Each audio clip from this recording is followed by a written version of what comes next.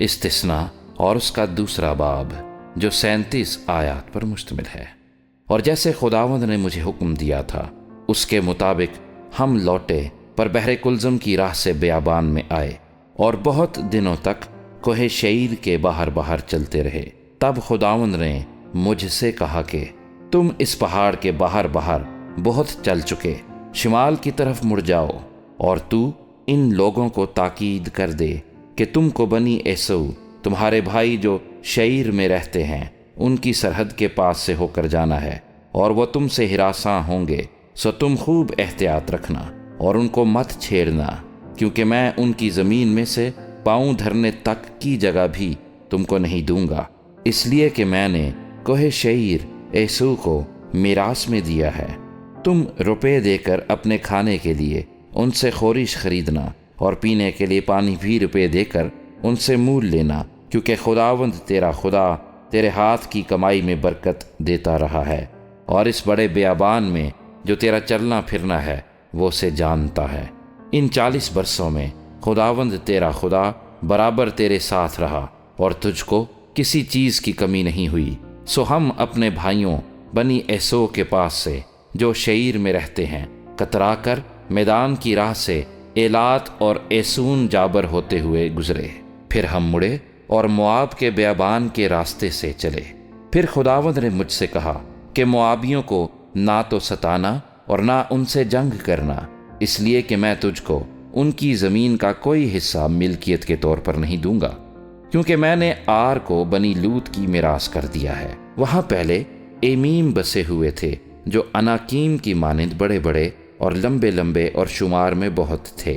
اور اناکیم ہی کی طرح وہ بھی رفائیم میں گنے جاتے تھے، لیکن موابی ان کو ایمیم کہتے ہیں۔ اور پہلے شعیر میں ہوری قوم کے لوگ بسے ہوئے تھے، لیکن بنی عیسو نے ان کو نکال دیا اور ان کو اپنے سامنے سے نیست و نابود کر کے آپ ان کی جگہ بس گئے، جیسے اسرائیل نے اپنی میراث کے ملک میں کیا جسے خداوند نے ان کو دیا۔ اب اٹھو اور وادی زرد کے پار جاؤ۔ چنانچہ ہم وادی زرد سے پار ہوئے، اور ہمارے قادس برنی سے روانہ ہونے سے لے کر وادی زرد کے پار ہونے تک 38 برس کا عرصہ گزرا۔ اس اثنا میں خداوند کی قسم کے مطابق اس پشت کے سب جنگی مرد لشکر میں سے مر کھپ گئے، اور جب تک وہ نابود نہ ہو گئے تب تک خداوند کا ہاتھ ان کو لشکر میں سے ہلاک کرنے کو ان کے خلاف بڑھا ہی رہا۔ جب سب جنگی مرد مر گئے اور قوم میں سے فنا ہو گئے تو خداوند نے مجھ سے کہا، آج تجھے آر شہر سے ہو کر جو مواب کی سرحد ہے گزرنا ہے، اور جب تو بنی امون کے قریب جا پہنچے تو ان کو مت ستانا اور نہ ان کو چھیڑنا، کیونکہ میں بنی امون کی زمین کا کوئی حصہ تجھے میراث کے طور پر نہیں دوں گا، اس لیے کہ اسے میں نے بنی لوط کو میراث میں دیا ہے۔ وہ ملک بھی رفائیم کا گنا جاتا تھا، کیونکہ پہلے رفائیم جن کو امونی لوگ زمزمین کہتے تھے وہاں بسے ہوئے تھے۔ یہ لوگ بھی اناکیم کی طرح بڑے بڑے اور لمبے لمبے اور شمار میں بہت تھے، لیکن خداوند نے ان کو امونیوں کے سامنے سے ہلاک کیا، اور وہ ان کو نکال کر ان کی جگہ آپ بس گئے، ٹھیک ویسے ہی جیسے اس نے بنی عیسو کے سامنے سے جو شعیر میں رہتے تھے ہوریوں کو ہلاک کیا، اور وہ ان کو نکال کر آج تک انہی کی جگہ بسے ہوئے ہیں۔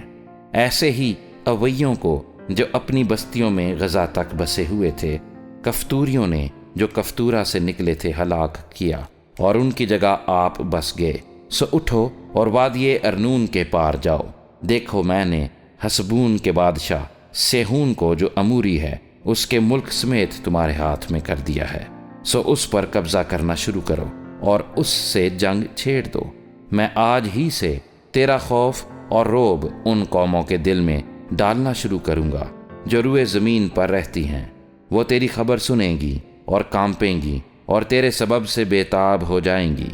اور میں نے دشت قدیمات سے حسبون کے بادشاہ سیہون کے پاس صلح کے پیغام کے ساتھ ایلچی روانہ کیے اور کہلا بھیجا کہ مجھے اپنے ملک سے گزر جانے دے،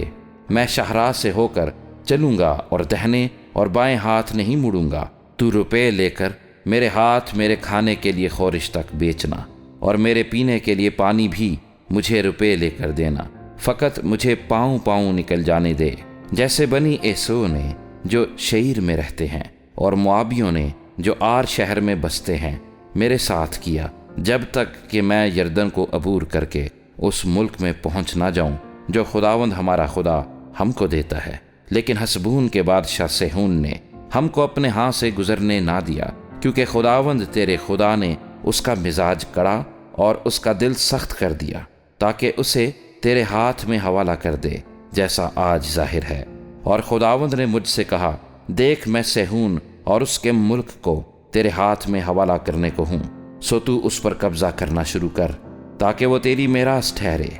تب سیہون اپنے سب آدمیوں کو لے کر ہمارے مقابلے میں نکلا اور جنگ کرنے کے لیے یحز میں آیا، اور خداوند ہمارے خدا نے اسے ہمارے حوالہ کر دیا، اور ہم نے اسے اور اس کے بیٹوں کو اور اس کے سب آدمیوں کو مار لیا، اور ہم نے اسی وقت اس کے سب شہروں کو لے لیا، اور ہر آباد شہر کو عورتوں اور بچوں سمیت بالکل نابود کر دیا، اور کسی کو باقی نہ چھوڑا، لیکن چوپایوں کو اور شہروں کے مال کو جو ہمارے ہاتھ لگا لوٹ کر ہم نے اپنے لیے رکھ لیا۔ اور اروئیر سے جو وادی ارنون کے کنارے ہے اور اس شہر سے جو وادی میں ہے جلاد تک ایسا کوئی شہر نہ تھا جس کو سر کرنا ہمارے لیے مشکل ہوا۔ خداوند ہمارے خدا نے سب کو ہمارے قبضے میں کر دیا، لیکن بنی امون کے ملک کے نزدیک اور دریائے یبوک کی نواحی اور کوہستان کے شہروں میں اور جہاں جہاں خداوند ہمارے خدا نے ہم کو منع کیا تھا